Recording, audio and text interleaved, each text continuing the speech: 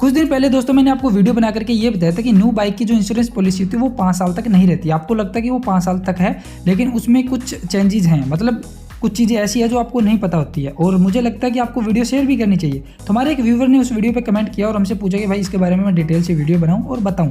तो चलिए आज इस वीडियो में आपको समझाता हूं। तो देखो, जब आप न्यू बाइक लेने जाते हो, एक ये रूल है, गवर्नमेंट की तरफ से रूल आया था, उससे पहले ऐसा नहीं था।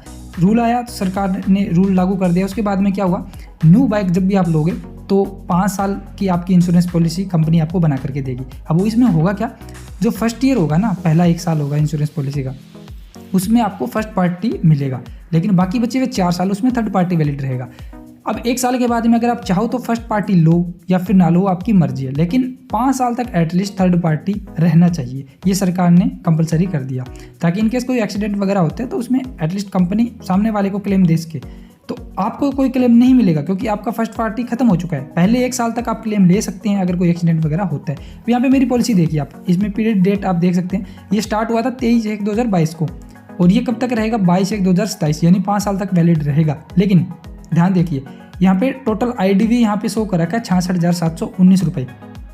ठीक है, अब आते हैं हमारे इंश्योरेंस पॉलिसी पे, जिस पे कंपनी बताती है कि क्या कुछ क्लेम हम कर सकते हैं। अब वहाँ पे आप जाके देखोगे तो यहाँ पे मेंशन कर रखा है, जो पॉलिसी पीरियड देख सकते हैं आप, 23/1/2022 को लागू हुआ 2023 तक, 22/1/2023 तक यहाँ पे IDV 66,719 दिखा रखा पूरा, और इसके बाद में CPSM इंश्योर्ड जो कि 15 लाख है, यानी मेरे खुद का कोई एक्सीडेंट वगैरह होता है, मेरे को कोई चोट लगती है तो उस केस में यहाँ पे 15 लाख तक का मैं क्लेम कर सकता हूँ।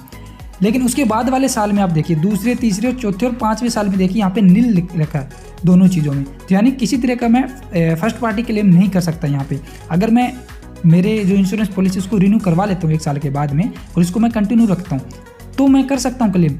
अदरवाइज यहाँ पे किसी तरह का भी मैं क्लेम नहीं कर सकता। ओनली मेरा थर्ड पार्टी इंश्योरेंस है वो वैलिड रहेगा, यानी पुलिस वाले मेरा कोई चालान वगैरह नहीं करेंगे और थर्ड पार्टी मेरा लागू रहेगा।